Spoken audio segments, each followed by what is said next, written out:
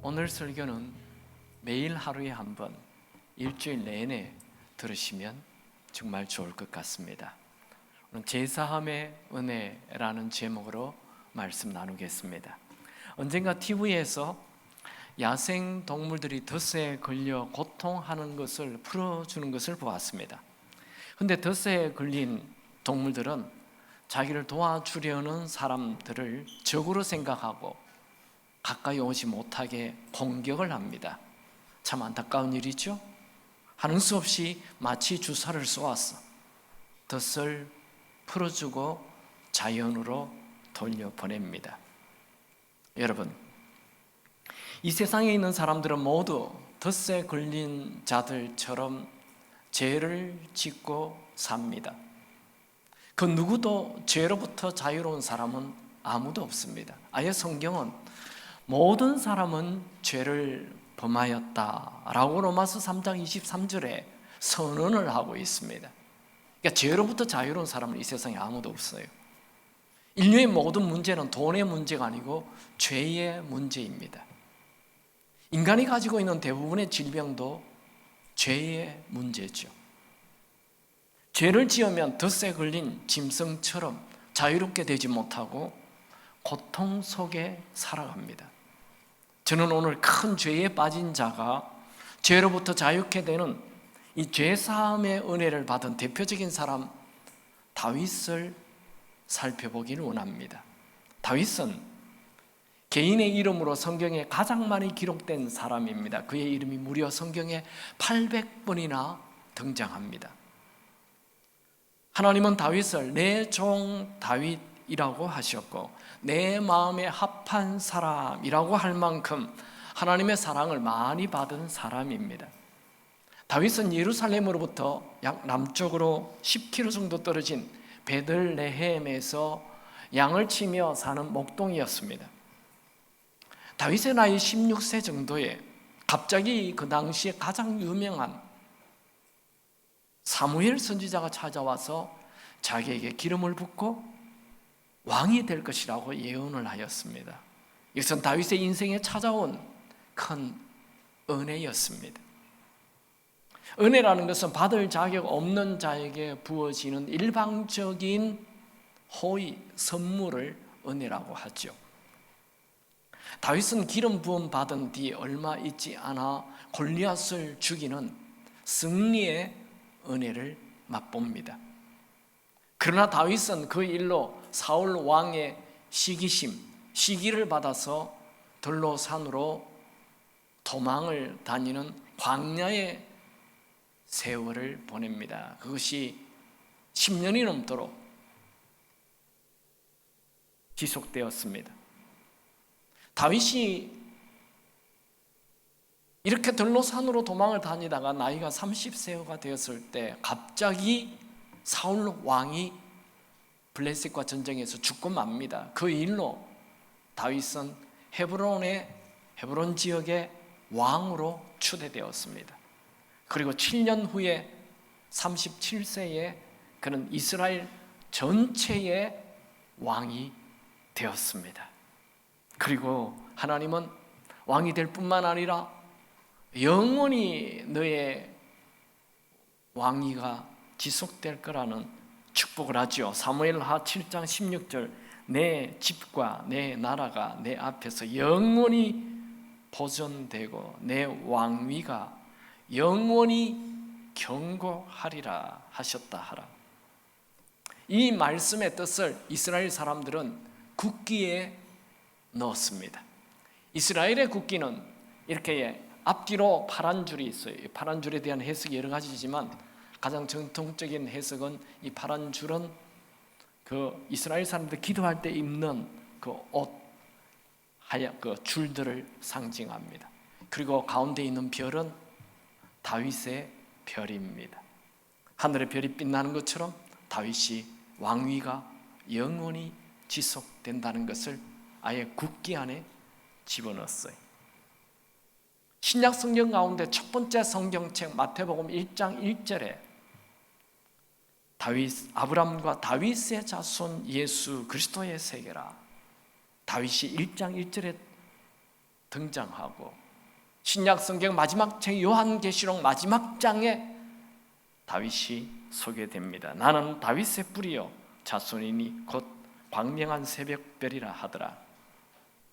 다윗은 이렇게 신약 성경 첫 장과 마지막 장을 장식하는 사람으로 등장하는 하나님의 큰 은혜를 받은 자입니다. 그런데 다윗이 왕이 된 지 한 20년이 지난 후 그의 나이 50세 정도 되었을 때 그는 모든 것이 다 풍요롭고 편안할 때에 큰 죄를 범합니다. 이가 40세냐 50세냐 학자들마다 견해가 좀 다르지만 제가 모든 자료를 종합해 볼 때 50세가 더 정확한 것 같습니다. 다윗은 우리아의 장군의 아내 밧세바를 범하게 되고 밧세바가 임신한 사실을 알고 밧세바의 남편 우리아 장군을 최전선으로 보내어서 죽게 하고 우리아를 따르는 병사들도 함께 죽게 하였습니다. 그리고 밧세바를 자신의 후궁으로 데리고 왔습니다. 다윗은 간음죄, 살인죄, 집단 살인죄를 범하였습니다. 다윗은 은밀하게 죄를 짓고 마치 덫에 걸린 짐승처럼 고통스러운 나날을 보내고 있었습니다. 시편에는 다윗의 참회시 7개가 등장합니다. 시편 6편, 32편, 38편, 51편, 102편, 130편, 143편. 저는 이 다윗의 참회시 7개를 쭉 읽어보면서 다윗이 얼마나 죄를 짓고 그것을 숨기며 사는 동안 괴로워했는지를 알 수 있었습니다. 한 절만 소개한다면 시편 32편 3절 4절 내가 입을 열지 아니할 때에 종일 신음함으로 내 뼈가 쇠하였도다. 주의 손이 주야로 나를 누르시오니 내 진액이 빠져서 여름 가뭄에 마름같이 되었나이다. 다윗은 위대한 시인이며 위대한 음악가입니다. 그런 그가 밧세바를 범한 이후 그의 입술에 아름다운 노래는 사라지고 찬양도 사라지고 그의 영혼 깊은 곳에서 새어나오는 신음 소리가 있었습니다. 그런 양심의 찔림이 있어서 잠을 이룰 수가 없었습니다. 그의 몸은 점점 쇠약해졌습니다. 당연한 일이죠. 여러분, 우리가 조그만 죄를 하나 지어도 밤잠을 못 자는데 사람을 이렇게 많이 죽였으니 그가 잠을 잘 수 없는 것은 당연한 일이죠. 무엇보다도 그는 하나님과의 친밀감이 사라지는 고통, 그렇게 그가 1년이 넘도록 이 죄를 숨기고 살았습니다. 그러니까 다윗과 밧세바가 동침하여 임신하게 된 그 아이가 태어난 후에도 그는 그 죄를 회개하지 않았습니다. 한 1년 정도 세월이 흘렀습니다. 하나님은 다윗의 인생을 명작으로 만들길 원하셨습니다. 하나님은 죄책감과 우울로 무너져가는 다윗에게 나단 선지자를 보내어 죄의 문제를 해결하길 원하셨습니다. 사무엘하 12장 1절 여호와께서 나단을 다윗에게 보내시니 그가 다윗에게 가서 그에게 이르되 한 성읍에 두 사람이 있는데 한 사람은 부하고 한 사람은 가난하니 여호와께서 나단을 다윗에게 보내시니 다윗이 나단을 부른 것이 아닙니다. 하나님이 다윗에게 나단 선지자를 보내셨습니다. 왜요? 다윗이 죄에 묶여 고통스럽게 살아가는 것을 그 고통에서 건져주시기 위하여. 나단 선지자는 다윗 앞에서 한 동네의 큰 부자와 가난한 사람이 살았는데 부잣집에는 엄청 많은 양들이 있었고 가난한 집에는 양 한 마리밖에 자기 딸처럼 키우고 있었다고. 그런데 어느 날 부잣집에 손님이 왔는데 자기 집에 수많은 양 중에 한 마리를 잡아서 손님 대접하지 않고 그 가난한 집에 딸처럼 키우는 그 양을 뺏다가 손님 대접을 했다고 말하였습니다. 다윗은 나름대로 의로웠습니다. 그래서 벌떡 일어나서 당장 그 자를 죽여라 그렇게 말하자 나단 선지자는 있죠요. You are the man. 당신이 그 사람이요. 와, 대단하죠. 다윗은 왕입니다. 한나 선지자가 당신이 죽어야 할 사람이라고 말하였습니다. 그때 다윗은 어느 안전에서 이따위 소리를 하느냐 말하지 않고 곧바로 내가 범죄하였나이다. 모든 사람들 앞에서 큰 소리로. 사무엘하 12장 13절 다윗이 나단에게 이르되 내가 여호와께 죄를 범하였노라 하매 나단이 다윗에게 말하되 여호와께서도 당신의 죄를 사하셨나니 당신이 죽지 아니하려니와. 여러분, 다윗의 위대함은 골리앗을 죽인 것이 아닙니다. 죄가 지적될 때 그 죄 앞에 정직하게 솔직하게 죄를 인정하고 회개한 것이 다윗의 위대함입니다. 요즘 우리 중고등학생들 엄마 아빠가 뭘 얘기하면 얼마나 거짓말을 잘하는지, 얼마나 둘러치기 말을 잘하는지. 너 핸드폰 또 했지? 인터넷 했지? 하면 아니요, 딴 것 봤는데요. 얼마나 뻔뻔한지. 여러분, 여러분의 아들, 딸들이 성적 떨어진 것 때문에 화를 내지 마시고 여러분의 아들, 딸들이 합리화하고 둘러대고 변명하는 것, 이것을 야단할 수 있게 되기 바랍니다. 그 사람이 위대한 사람입니다. 자기 죄를 인정하는 사람이 위대한 자들입니다. 오늘 중고등부 친구들, 귀 있는 자는 들을지어다. 아멘 안 합니까? 귀 있는 자는 들을지어다. 네, 변명하지 마시고 정직하기 바랍니다. 죄를 지었을 때 어떻게 행동하느냐는 아주 중요합니다. 여러분, 우리는 눈에 보이는 것이 죄이고 귀에 들리는 것이 죄이고 손에 만져지는 것이 죄입니다. 우리는 죄의 문화 속에서 죄의 먼지를 흠뻑 들어 마시고 살고 있습니다. 아니, 죄를 짓고도 죄인 줄 모르고 죄의 암흑 속에 살아가고 있습니다.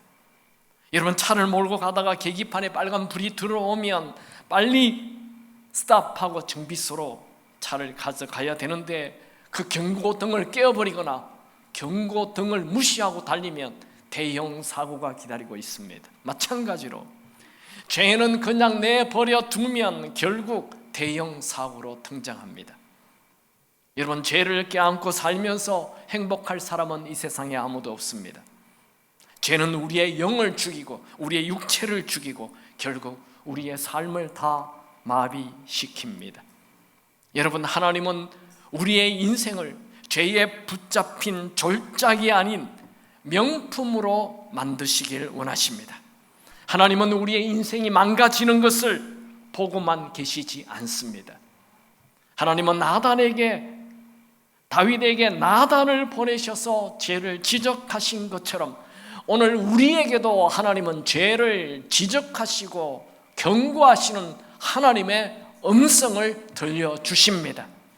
하나님의 음성은 성경 말씀으로, 설교로, 교우들과 대화로, 기도로, 양심의 찔림으로, 또 때로는 어려운 고통의 환경을 통해서도 말씀하십니다. 저는 오늘 다윗이 쓴 시 7개 중에, 참회시 7개 중에 가장 유명한 시 시편 51편을 통해 다윗이 어떻게 자신의 죄를 회개하여 사죄의 은혜를 받게 되는지 살펴보고자 합니다. 시 51편, 여러분이 시편을 펴서 시편 51편을 보면 제일 위에 이런 제목을 붙여놨죠. 다윗의 시. 다윗이 바세바와 동침한 후 선지자 나단이 그에게 왔을 때라고 되어 있습니다.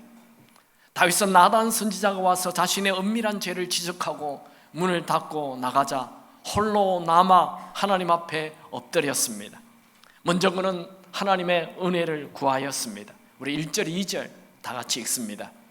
하나님이여, 주의 인자를 따라 내게 은혜를 베푸시며 주의 많은 긍휼을 따라 내 죄악을 지워 주소서. 나의 죄악을 말갛게 씻으시며 나의 죄를 깨끗이 제하소서. 여기 주의 인자를 따라, 여기 인자가 바로 헤세드.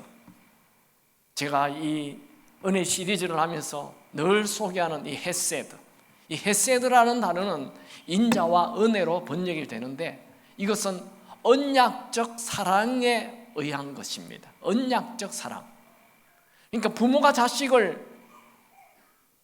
은혜를 베푸는 것은 이 아이가 나의 아들이라는 언약이 있는 것이죠. 약속이 있는 거죠. 호적에 내 아들로 이름이 올라가 있어요. 그 내 아들이라는 약속, 이것 때문에 부모는 자식에게 무조건 은혜를 베풀어 주는 거죠. 이것을 헤세드라고 그래요. 그리고 그 다음 절에 나오는 하나님이여 주의 인자를 따라 내게 은혜를 베푸시며, 이 은혜는 헨이라는 히브리어를 씁니다. 이 헨이라는 단어가 앞에 나오는 헤세드와 조금 다른 것은, 헤세드는 언약적 사랑에 의해서 은혜를 베풀어 주는 것이고, 이 헨이라는 단어는, 은혜라는 단어는 받을 자격 없는 자에게 무조건 잘해주는 것, 그것을 헨, 은혜라고 얘기하는 것입니다. 여러분, 다윗은 자신이 지은 죄가 아무리 커도 하나님의 은혜를 믿고 기도합니다. 내 죄가 아무리 크다 해도 그 죄를 다 덮을 수 있는 하나님의 호의, 은혜가 있다는 걸 믿는 거예요. 죄가 짓만 하면 은혜는 지구만 하고, 죄가 지구만 하다면 은혜는 우주보다 큰 것입니다. 그러니 은혜로 덮지 못할 죄란 없습니다. 다윗은 하나님의 은혜를 기억하고 자신이 지은 죄가 아무리 크다 해도 하나님 앞에 나가 용서를 구할 수 있었습니다. 다윗은 하나님 앞에 나가면 간음죄, 살인죄, 집단살인죄, 이 모든 것들을 다 용서받을 수 있다는 것을 믿고 은혜 아래 들어갔습니다. 여러분, 죄를 짓고 죄책감에 눌려 인생 우울하게 살지 마시고 은혜 아래 들어가시기 바랍니다. 다윗은 하나님이 베푸실 은혜를 너무 확신하였기 때문에 죄를 지은 자가 감히 하나님 앞에 은혜를 베푸소서, 내 죄악을 지워주소서, 나의 죄를 깨끗이 제하소서 하며 명령형을 쓰고 있습니다. 이것은 은혜를 가지고 하나님 앞에 머리를 들이대는 것입니다. 다윗의 유일한 희망은 하나님의 은혜였습니다. 여러분, 자식들은 부모에게 죄를 짓고도 당당하게 용서해달라고 얘기하죠. 그런 경우 있죠. 자기가 잘못해놓고도 아빠, 이 정도 잘못했다고 하면 용서해줘야지. 아유, 더 당당해요, 죄진 놈들이. 그것은 부모의 은혜를 믿기 때문에 그런 것입니다. 우리도 아무리 큰 죄를 지어도 숨거나 도망치지 말고 하나님의 은혜를 믿고 하나님 앞에 머리를 들이대십시오. 그 사람이 하나님의 은혜를 정말 믿는 자입니다. 이제 다윗은 어떻게 회개를 합니까? 회개의 순서를 살펴보겠습니다. 첫 번째로 다윗은 자신의 죄를 인정하고 회개하였습니다. 3절에서 6절 같이 읽습니다. 무릇 나는 내 죄가를 아오니 내 죄가 항상 내 앞에 있나이다. 내가 주께만 범죄하여 주의 목전에 악을 행하여 싸우니 주께서 말씀하실 때에 의로우시다 하고 주께서 심판하실 때에 순전하시다 하리이다. 내가 죄악 중에서 출생하였으며 어머니가 죄 중에서 나를 잉태하였나이다. 보소서, 주께서는 중심이 진실함을 원하시오니 내게 지혜를 은밀히 가르치시리이다. 회개의 첫 번째 단계는 죄를 정직하게 자각하고 인정하는 것입니다. 다윗은 3절에서 5절까지만 죄와 악이라는 단어를 6번 거듭 나열합니다. 여러분, 사람은 자기의 죄를 인정하는 그거 유쾌한 일이 아니죠. 할 수만 있다면 죄를 인정하기보다 변명하고 합리화하고 회피하려 합니다. 다윗도 나단 선지자가 자기의 죄를 지적하기 전까지는 내면으로는 깊은 고민이 있었지만 태연한 척하였고 아무런 일이 없는 척하였습니다. 그러다가 나단 선지자가 자기의 죄를 지적하자 그는 변명하지 않고 내 죄가 항상 내 앞에 있다며 자신의 삶이 전부 죄덩어리라고 고백합니다. 4절에 보면 내가 주께만 범죄하여 주의 목전에 악을 행하여 사오니, 이 말은 다윗이 하나님에게만 범죄했다라는 말은 유대인들의 사고방식입니다. 유대인들은 모든 죄는 하나님이 정하신 율법을 범하는 것으로부터 시작되었기 때문에 결국 죄란 하나님께 범죄한 것이라고 생각합니다. 그래서 하나님께서 자신을 어떻게 심판하시든지 하나님의 심판은 의로우시고 순전하다라고 말하고 있습니다. 5절에 다윗은 자신의 죄만 회개한 것이 아니라 자신이 엄마 배에서부터, 즉 태어날 때부터 자신이 죄인인 것을 고백합니다. 여러분, 현대인들은 자기 죄를 볼 시간이 없습니다. 너무 바쁘게 삽니다. 우리가 급하게 여기는, 중요하게 여기는 모든 일들을 내려놓고 나 자신의 내면을 살펴보는 이 회개의 시간이 필요합니다. 회개가 필요하지 않는 사람 이 세상에 아무도 없습니다. 여러분, 내 성공, 내 유명을 보지 마시고 하나님 앞에 정직하게 나를 한번 살펴보시기 바랍니다. 거룩하신 하나님의 눈으로 나를 살펴보십시오.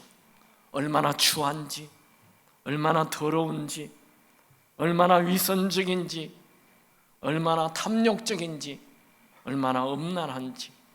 여러분, 오늘 주고 하나님 앞에 선다면 괜찮은지 살펴보아야 합니다. 여러분, 지혜로운 사람은 죽음을 바라봅니다. 어리석은 사람은 지금의 성공, 지금의 돈, 지금의 쾌락만 바라봅니다. 여러분은 오늘 죽어 하나님 앞에 가도 괜찮습니까? 저는 지금 여러분들에게 행복하냐 묻고 있지 않습니다. 여러분이 오늘 죽으면, 오늘 죽는다면 하나님 앞에 설 자신이 있느냐 묻고 있습니다. 저는 정말 하나님의 거룩한 눈으로 나 자신을 쳐다보니 죄덩어리였습니다.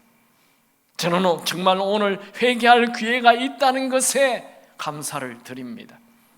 사도 요한은 우리가 우리 죄를 자백하면 모든 불의에서 깨끗하게 된다 말씀하였죠. 요한일서 1장 8절 9절, 만일 우리가 죄가 없다 말하면 스스로 속이고 또 진리가 우리 속에 있지 아니할 것이요, 만일 우리가 우리 죄를 자백하면 그는 미쁘시고 의로우사 우리 죄를 사하시며 모든 불의에서 깨끗하게 하실 것이요.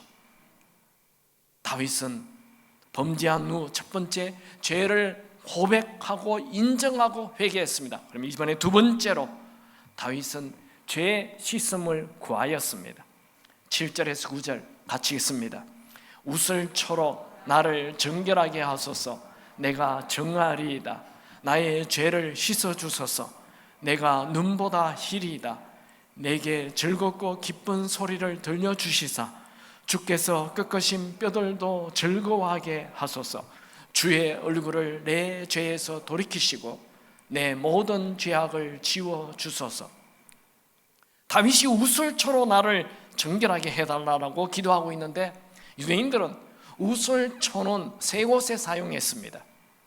문둥병자를 치유할 때 이 웃을초를 사용하였고, 또 사람이 죽으면 그 시체를 치워야 되잖아요.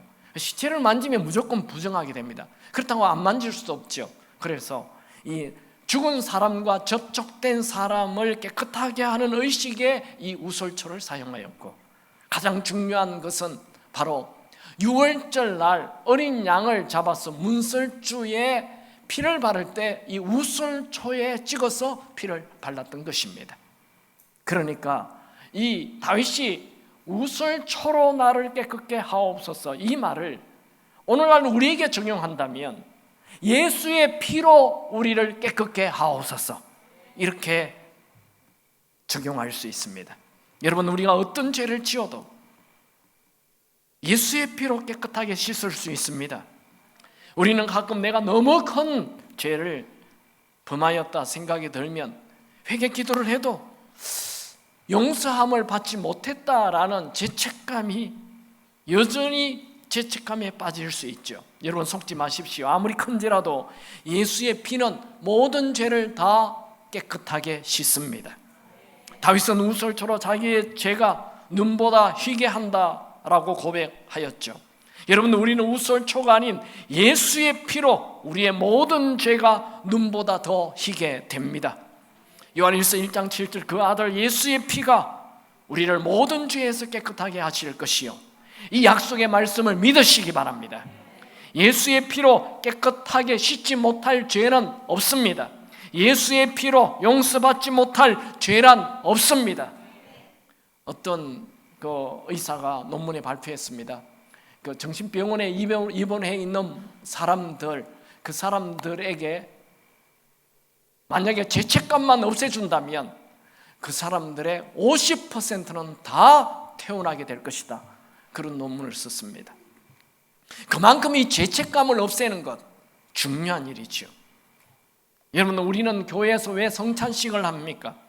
성찬 때 사용하는 빵과 포도주, 무슨 의미가 있죠?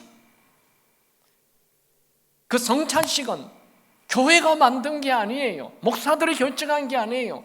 예수님께서 최후의 만찬을 하시면서 떡과 잔을 나누시고, 이 몸은 내 몸이다, 이 피는 내 피다, 이 피는 모든 죄를 사해주는 피라고 말씀하셨습니다.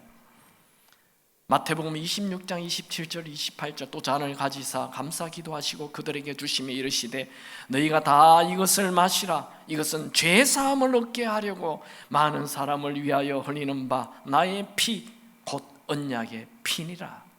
여러분, 예수의 피가 여러분의 모든 죄를 깨끗게 하심을 믿습니까?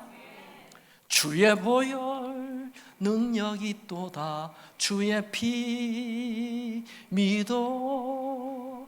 주의 보혈 그 어린 양의 매우 귀중한 피로다. 여러분, 성경의 위대함은 성공 안내서가 아니라 암보다도 심각한 죄를 지적해주고 죄를 해결할 방법을 알려주는 것입니다. 내가 죄인이라는 것 아는 것, 그 사람 살 소망이 있어요. 내 모든 죄가 예수의 피로 깨끗게 된다는 것을 믿는 자, 그 사람은 진짜 예수를 믿는 자입니다. 세상에 가장 놀라운 사실은 하나님께서 범죄한 우리에게 죄를 해결할 길을 예비해 주셨다는 것입니다. 죄에 빠진 나를 구원해 주시는 길을 만드신 것은 하나님의 놀라운 사랑입니다. 요한복음 3장 16절, 하나님이 세상을 이처럼 사랑하사 독생자를 주셨다고 그랬죠.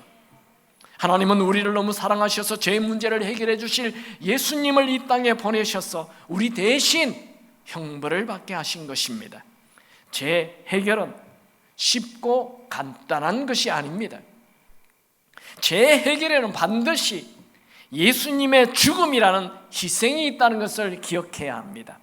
예수의 피는 하나님의 아들의 피, 그냥 왕의 아들의 피가 아닙니다. 황제 아들의 피가 아닙니다. 하나님 아들의 피입니다. 그러므로 이 피는 거룩하고 소중하고 보배로운 것입니다. 여러분, 죄는 선행으로 없어지지 않습니다. 오로지 하나님의 아들 예수의 피로만 우리의 죄가 없어집니다. 그러므로 예수의 피로 죄 씻음 받는 것을 가볍게 여기지 말고 귀하게 보배롭게 여겨야 합니다. 여러분, 만약 여러분이 아들이 죽어서 남긴 그 한 그릇의 피가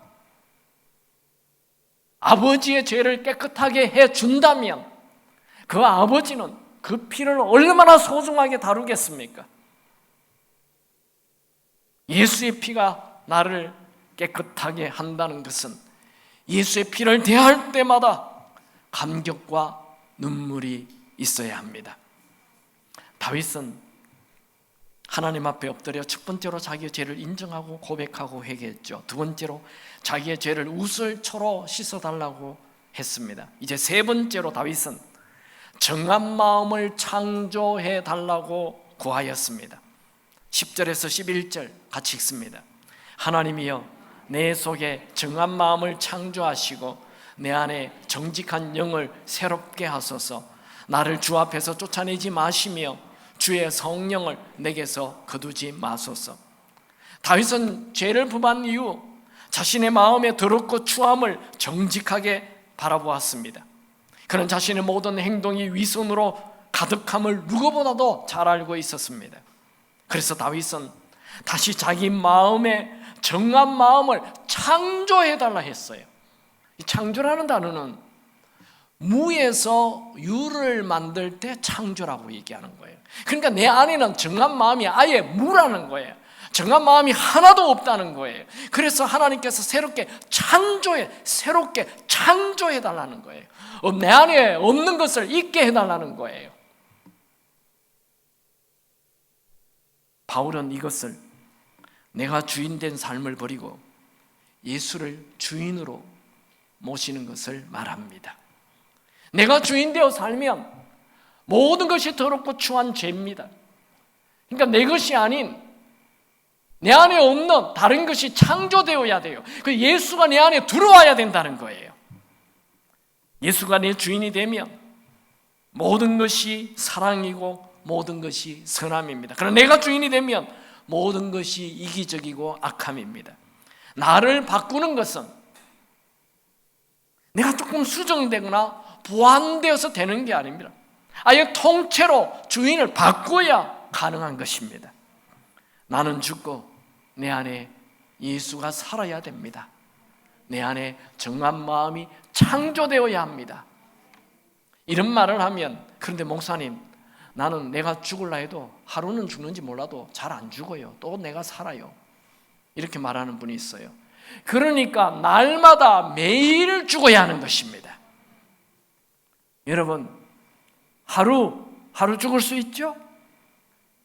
하루도 못 죽습니까? 하루 죽을 수 있죠? 남편이 아무리, 아내가 아무리, 애가 아무리 야단해도 하루는 우리가 죽을 수 있어요. 그래, 나 오늘 죽었어. 그러면 돼요. 그렇게 매일 죽으시기 바랍니다. 그러면 계속 죽을 수 있습니다. 나는 날마다 죽노라. 바울의 고백이죠. 아침에 눈 뜨자마자 나는 죽고 내 안에 예수가 산다 고백하시기 바랍니다. 내 안에 내가 살지 말고 예수가 살면 예수님처럼 됩니다. 여러분, 예수님처럼 되길 바랍니다. 죄 없는 삶은 절대로 내 힘으로 되지 않습니다. 그것 또한 성령의 도움이 필요합니다. 다윗은 정한 마음을 창조해달라고 기도하고 거기에다가 정직한 영을 새롭게 해달라고 간구하였습니다. 구약에는 하나님을 믿는다고 다 성령 받은 거 아니에요. 근데 다윗은 사무엘에게 기름 부음 받을 때 성령을 받았어요. 그래서 이 다윗은 굉장히 이 성령의 예민한 자로 큰 은사를 드러내며 살았던 거죠. 그런데 그가 죄를 범한 이후에 이 성령의 민감함이 사라져 버렸어요. 그래서 이 성령의 영을 다시 새롭게 해달라고, 정직한 영을 새롭게 해달라고 기도하였던 것입니다. 그 후 다윗은 다시 놀라운 시편을 쓰게 됩니다. 여러분, 죄를 범한 후 죄를 고백하고 회개했습니까? 또 예수의 피로 깨끗하게 하였습니까? 그렇다면 이제 다윗처럼 예수가 주인된 삶, 성령으로 충만한 삶을 살게 해달라고 기도하시기 바랍니다. 사도 바울은 이것을 로마서 7장과 8장에 잘 설명하고 있습니다. 바울은 다메섹에서 예수를 만나 예수님을 구세주로, 주인으로 영접했습니다. 그러나 그의 마음에 하나님 말씀대로 살려고 해도 살지 못하는 죄가 가득해서 탄식하지요. 로마서 7장 24절, 오호라 나는 공고한 사람이로다. 이 사망의 몸에서 누가 나를 건져내랴.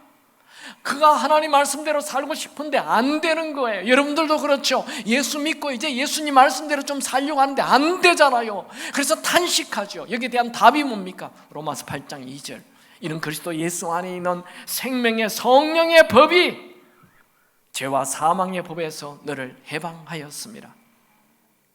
여러분, 성령의 도움으로 죄로부터 완전히 돌아서는 삶이 되기 바랍니다. 다윗이 지금 정한 마음을 창조하게 해달라, 성령으로 새롭게 해달라, 이것은 죄로부터 완전히 돌아서겠다는 것입니다. 그냥 입으로만 나 죄 회개합니다, 그거 안 돼요. 죄에서 완전히 돌아서야 하는 거예요. 잠언 28장 13절 자기의 죄를 숨기는 자는 형통하지 못하나 죄를 자복하고 버리는 자는 불쌍히 여김을 받으리라.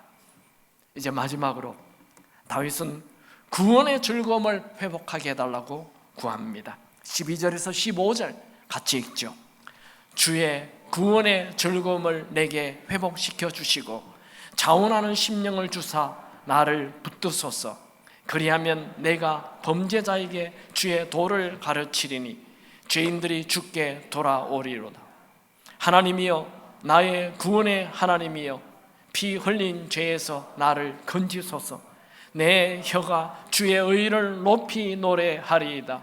주여, 내 입술을 열어주소서. 내 입이 주를 찬송하여 전파하리이다.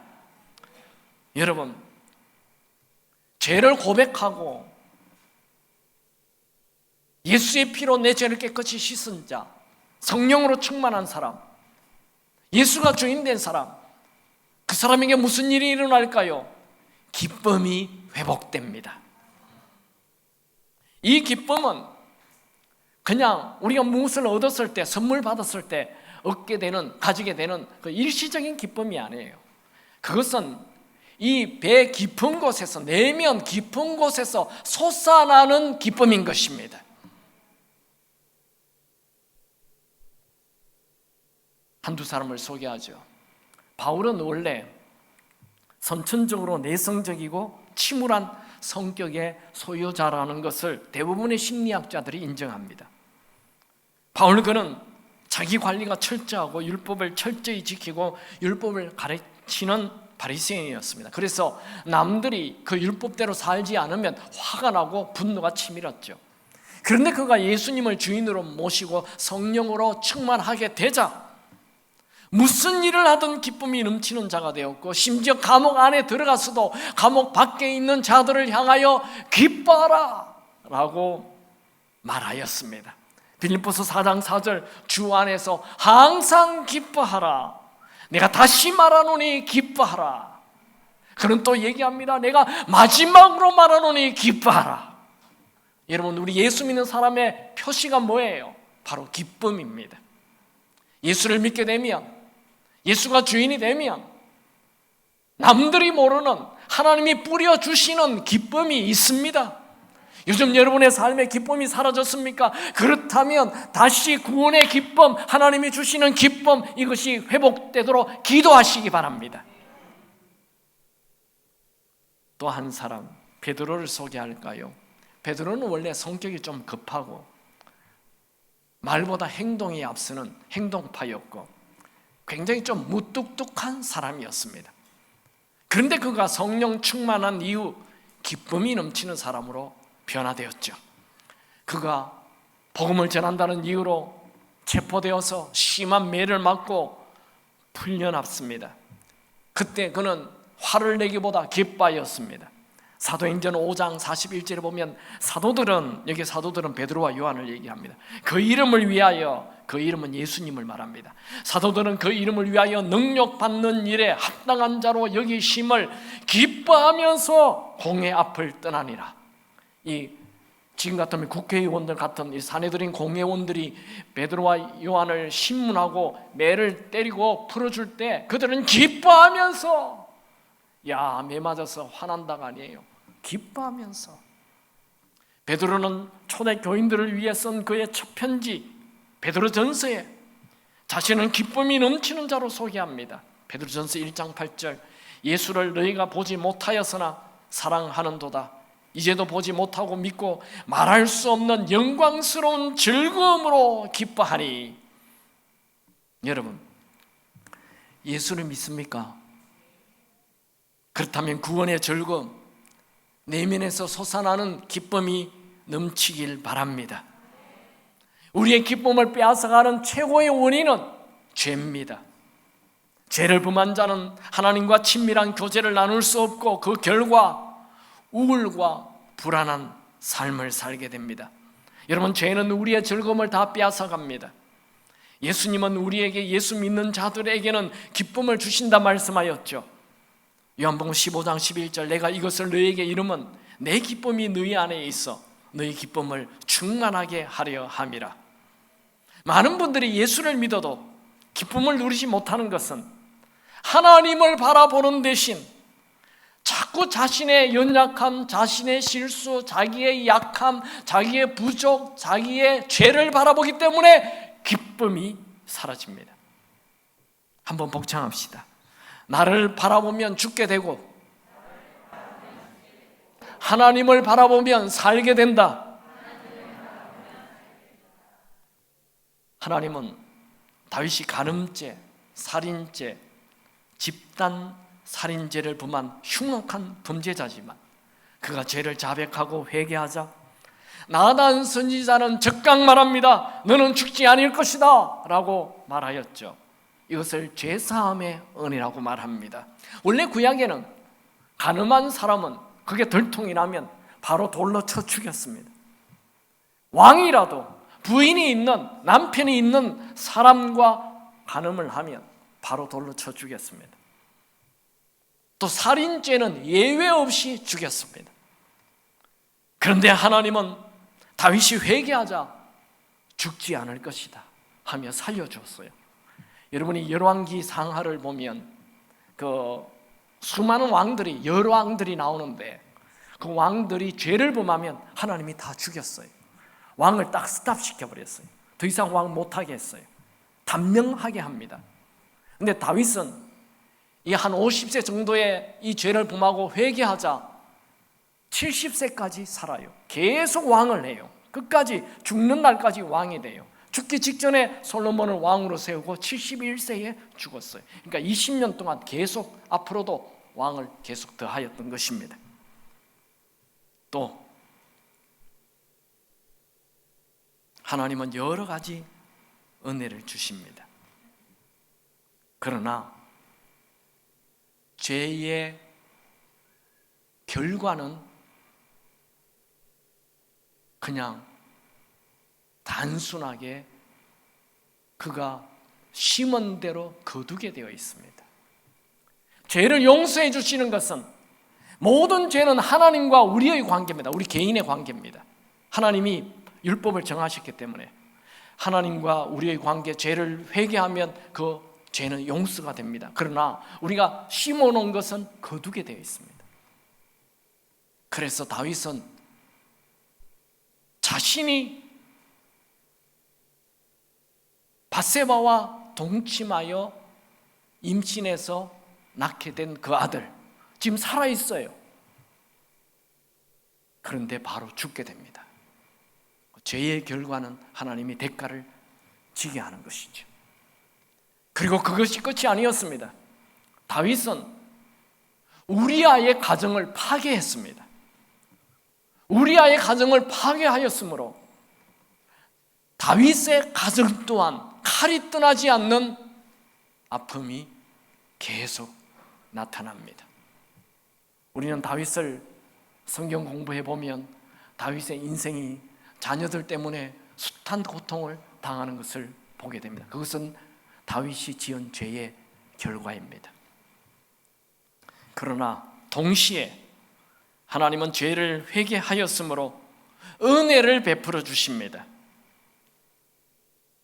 다윗과 밧세바에게서 두 번째 낳은 아들 솔로몬, 그 솔로몬은 아버지 다윗을 이어 왕이 되게 하였고 성전을 건축하게 하였고 성경을 3권이나 기록하게 하였습니다. 이것을 잿더미 위에 피는 꽃이라 표현할 수 있습니다. 하나님은 다윗에게 계속 성령을 부어주셔서 엄청난 시편을 기록하게 하였고 구약의 모든 왕들을 평가할 때 다윗을 잣대로 삼았습니다. 너는 다윗과 같지 않다, 너는 다윗 왕과 같지 않다 하며 모든 왕들을 평가할 때 언제나 다윗을 기준으로 삼았습니다. 이것이 바로 다윗에게 베푸신 하나님의 과분한 은혜입니다. 설명할 수 없는 은혜입니다. 믿을 수 없는 은혜입니다. 이렇게 큰 간음, 살인, 집단 살인, 가정 파괴범을 하나님이 다 용서해 주셨습니다. 그렇다면 우리도 죄를 회개하고 죄에서 돌아선다면 죄사함의 은혜를 부어 주실 것입니다. 여러분, 하나님은 우리의 인생이 죄로 망쳐지는 것을 원치 않습니다. 여러분은 어떤 죄든지 정직하게 고백하고 회개하시기 바랍니다. 죄사함의 은혜가 있습니다. 혹시 여러분 중에 씻을 수 없는 큰 죄를 지은 분이 있습니까? 남들이 모르는 은밀한 죄를 지은 분이 있습니까? 너무 오랫동안 지속된 죄가 있습니까? 하나님으로부터 너무 멀리 떨어져 나갔습니까? 여러분, 아무리 큰 죄라도 다 덮을 수 있는 하나님의 은혜가 있음을 믿으시기 바랍니다. 하나님은 아무리 큰 죄를 지어도 두 팔 벌리고 하나님의 크신 은혜로 우리를 기다리고 있습니다. 이게 탕자의 비유에 나오죠. 하나님의 은혜는 그 어떤 죄보다도 더 크십니다. 오늘이 기회입니다. 오늘이 새롭게 시작할 수 있는 날입니다. 여러분, 짐승도 덫에 걸리면 풀어주길 원하는데 하나님은 하나님의 자녀인 우리가 죄의 덫에 빠져 있으면 죄로부터 건져주시길 원하십니다. 여러분, 죄와 친하지 마시고 하나님과 친하시기 바랍니다. 그러면 기쁨이 넘칠 것입니다. 그러면 하나님의 무한한 은혜의 길이 열리게 될 것입니다. 여러분, 여러분의 삶의 목적이 무엇입니까? 여러분의 삶의 목표가 무엇입니까? 돈이나 성공이 되지 마시고 하나님과의 친밀감, 그것이 여러분의 삶의 목적이 되기를 축원합니다. 저는 이 설교를 준비하면서 다윗이 71세에 죽습니다. 제가 지금 60세입니다.